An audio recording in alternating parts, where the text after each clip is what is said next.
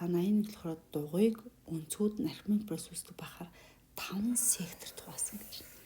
За дугуйг ингээд бүгдээр 5 секторт хуваажээ. За тэгээд архимед процесс гэсэн өнцгүүд нь.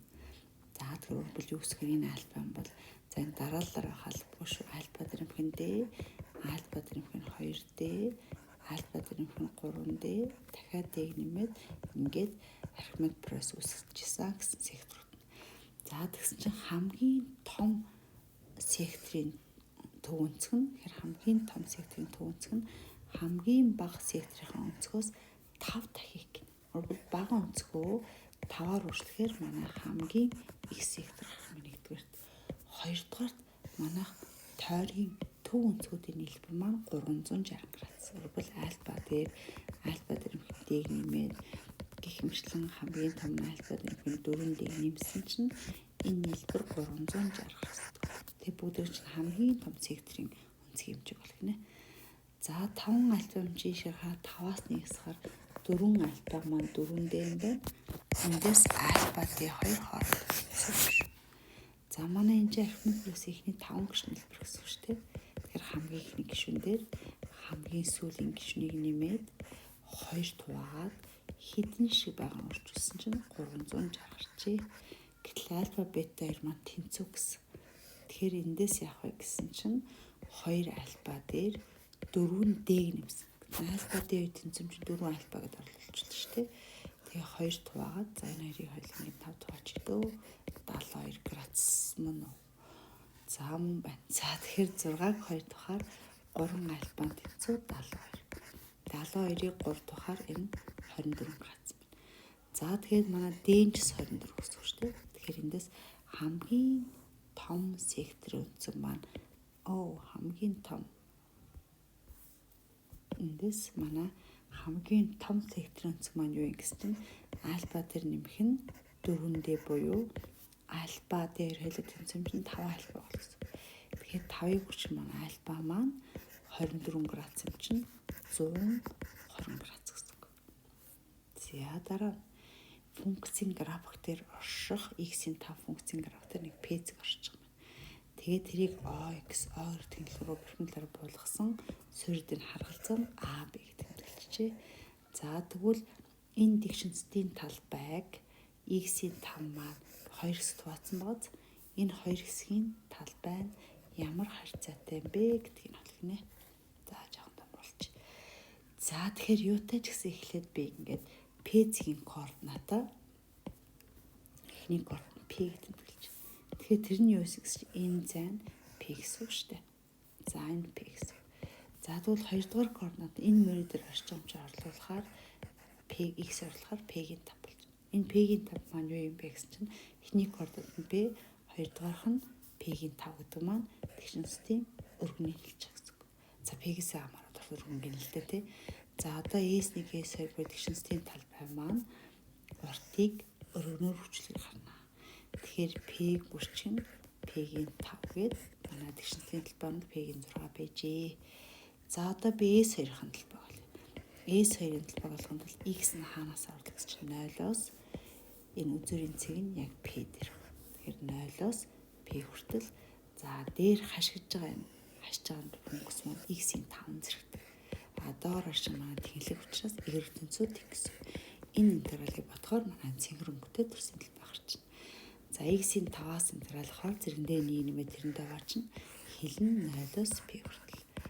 За x-ийн хонд p-г тавилаа. Хасах нь x-ийн хонд 0-ыг тавилаа. Тэгэхээр манай тэр доор байгаа ногоон өнгөтэй талбай маань энэ биш. Тэгвэл манай S1-ийг хитийн гэсэн чинь манай бүтэн том талбай чинь p-ийн 6 шүү дээ. Тэндээсээ 6-ны 1 хэсэг p-ийн 6-ыг асчаар 6-ны 5 шиг буюу 5 дахих юм байна л та. За энэ хоёрын талбай харьцааг нь олгосон. Тэгэхээр за би жижиг 6-ны p нөгөөх маань 6-ны 5 p-ийн 6. Тэгээ p-ийн 6 устдаад 6-нууд устдаад ер нь бол 5 дахин жижиг юм байна. Талбай харьцаа 5-ны 1 5 гэж магадгүй эсвэл хариуцаа бүгд 5-1 ч гэж магадгүй шүү дээ. Томыг жижигт гэж хэлсэн харьцаанаас нь хамаарна шүү. За энэ функц энэ x нэмээс үгээд энэ граф энэ функц гэхээр парабологоос тодорхойлогдсон функц нь харилцан утгатай байх m-ийн хамгийн бага утга бол харилцан утгатай гэдэг маань энэ функц уруутай байх гэсэн. Дагс энэ чинь манайх ингээд биднес мэдгээр парабол. Тэгэхээр парабол маань өшөө би дахиад нэг юм шулуун өшөө нэг зов өндөрсөвч. За тэгэхээр би энэ функцийн графуудыг энэ гэдгээр графуудыг босоод ингээд тогтлоход хаагурамж тогтолсон эерэг тэмдэлтэй позишнээр тогтлоход нэг цэгэр хөлж ивэл энэ функц юм байна. Тэгс чи энэ бол функц биш байна. Хоёр цэг авчиж. За манай энэ бол функц юм байна. За дараа нь хөндлөн x тэмдэлтэй позишнээр тогтлохоор нэг цэгэр тогтолж ивэл харилцан утгатай буюу уруутай байхгүй x-ийн нэг утга нь y-ийн нэг л утга гаргалсан. Гэтэл энэ бол уруутай манай харилцан утгатай. Гэтэл манай харилцан утгатай биш юм биш хоёр цэгэр хөдөлж шүү дээ. Тэгэхээр харилцан нэг утгатай байлгахын тулд бүгдийг оройн цэгийг болоод оройн цэгээс их үе ингээд тастаа тавьчих. За энэ бол харилцан утгатай яагаад босоо шнур хөтлөхөд нэг зэрэг хөтлөн функц мөн хөндлөн шнур хөтлөхөд бас нэг л зэрэг хөтлөж байна. Тэгэхээр энэ бол харилцан утгатай байхын тулд энэ оройн цэгийн координатаас л их таах хэрэгтэй. За тэгвэл энийхээ оройн цэгийн координат буюу экстрем нь бол ихээр эндээс уламжлал авахаар 6x-ээс хасган 6. Тэгтээ тэнцвэрлэхээр x зэрэг гэдэг нь манай оройн цэгийн авцис x0 маань гэсэн. За тэгэхээр x нь m-ээс их гэж байна. Тэгэхээр энэ нэгээс л их болж байна. Энэ 2 үжил нь 2 үж шалсан утгатай. За 3-аас их үж шалсан утгатай. Тэгэхээр эндээс m маань хамгийн багадаа яг 1 байхад л харилцан утгатай болчихно. Нэгээс их бол ямар ч үед дандаа харилцан утгатай. За 84. Энэ олон гишүүнт нь энэ олон гишүүнтийг хуваадаг бол ноогдор олон гишүүнтийн коэффициент нэг хэлбэрийг болгоно. Ноогдор олон гишүүн тэгэхээр яах вэ гэсэн чинь бүгдээрээ энэ олон гишүүнтийг x-тэй 1-2 хуваагаад гарсан ноогдор олон гишүүнт. За хуваая. Тэгэхээр 2x куб нь чинь бүгд 2x квадратаар өгчих юм бол 2x-ийн куб нэмэх нь 2/2-ийн 4x квадрат. За хаснаа. Тэгэхээр 2x кубуд нь устдаад x квадратаас хасах нь 4x квадрат. Тэгэхээр хасах 3x квадрат болж байна. Тэгээд хасах 5x нэмэх нь 2 үлдлээ. За энийг хасах 3x-ээр үржүүлэхээр хасах 3x квадрат хасах нь 6x. За хасахаар хасах 3x квадрат нураагдаад хасж байгаа учраас хасахаа задлж байгаа учраас шүү дээ. Энэ маань хасах нь нэмэх 6x болж шүү. Хасах тав дээр нэмэх нь 1x гэхээр нэмэх нь 6x гэхээр 1x болчихно. За одоо нэгээр өнгөд x дээр нэмэх нь 2. За тэгэхээр ноогдор олон гишүүн тэгэхээр нэг коэффициентүүдийг олгож байна. Тэгэхээр энэ x квадрат коэффициент 2, x-ийн коэффициент бас 3, сул тоо 1 буюу ингээд коэффициентүүдийн хэлбэр маань тэг гарах юм шүү. За дараа 85.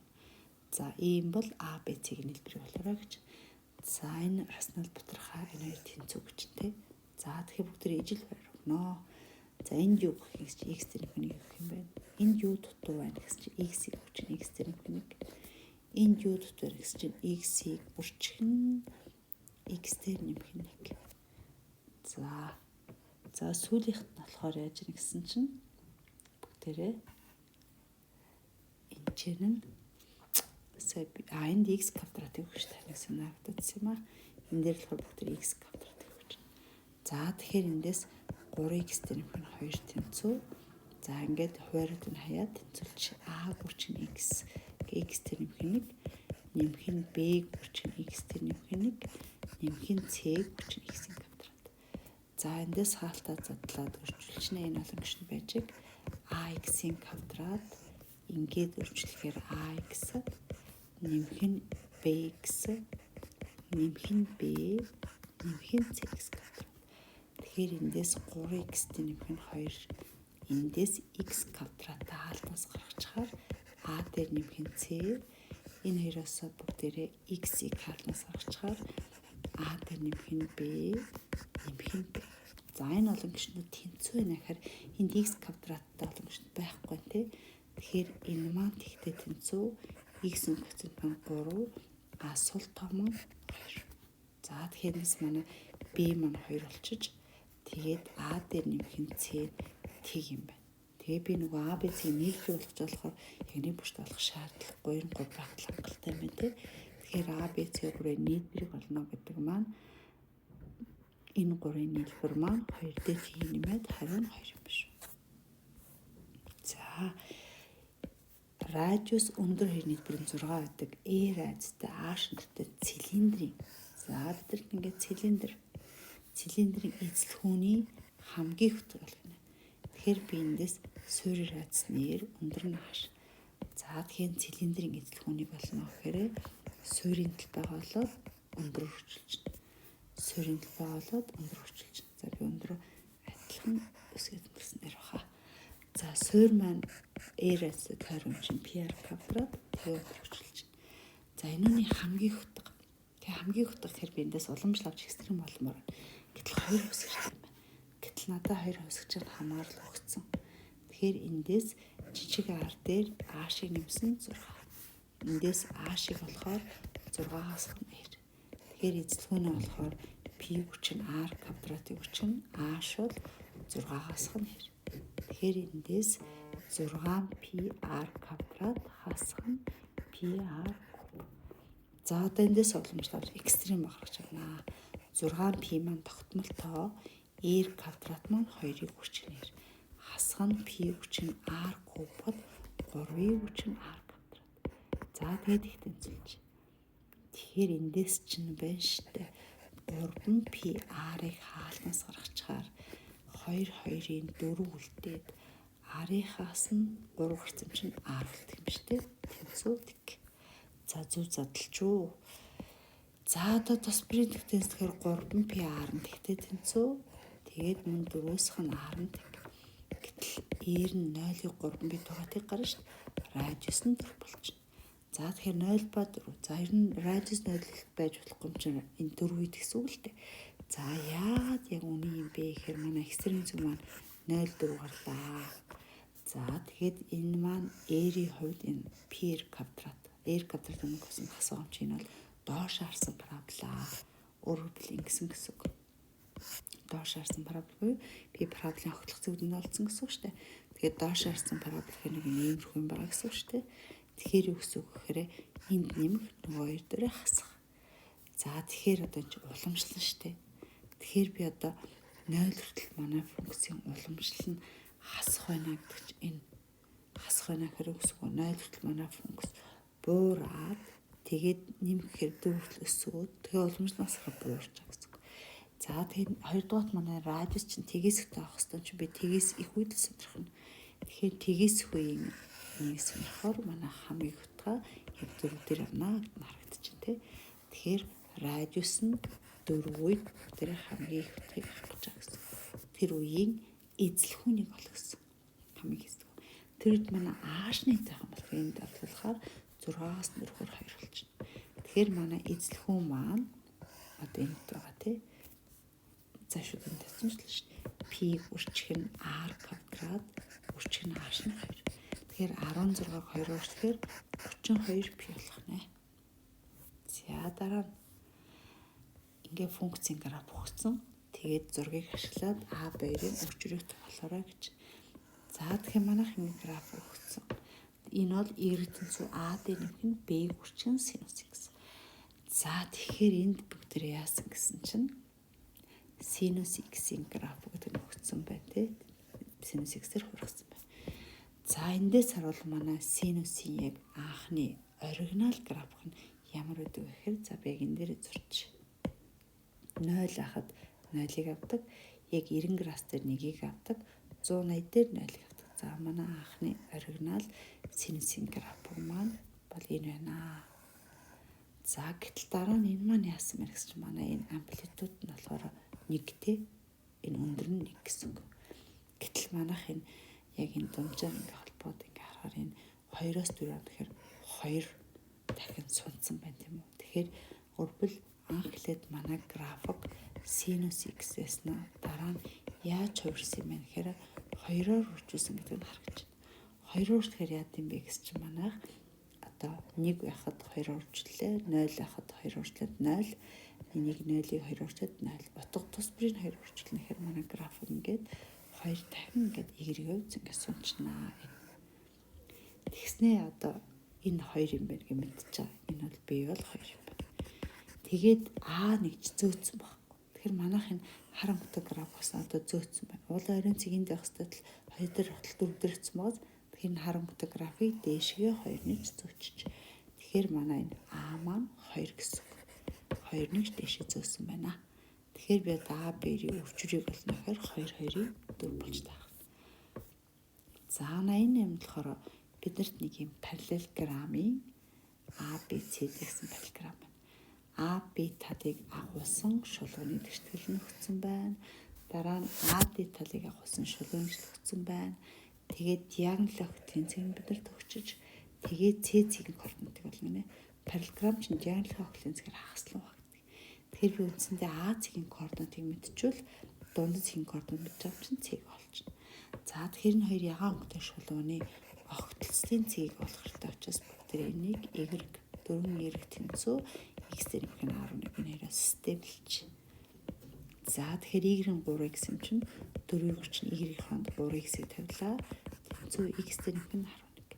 Тэгэхээр 12-оос 1-ээс хаар 11 гэсэн тэнцүү 11 x болохоор 11-ийг 11 дахаар 1 гой бүхэл тоо дээр огтлцож байгаа юм биш үү? За тэгэхээр y тэнцүү 3-ыг хүчин ихээр 3. Тэгэхээр манай А оройн цэгийн координат нь 1 байхад 3. За одоо тэгвэл энийг би 1 байхад 3 гэж мэдсэн бол C-ийн координата x y. Гэтэл манай энэ яасан бэлээ гэж дундад цэг юм. За дундад цэгийн координат x нь 6.5, 2 дахь координат 8.5 байна.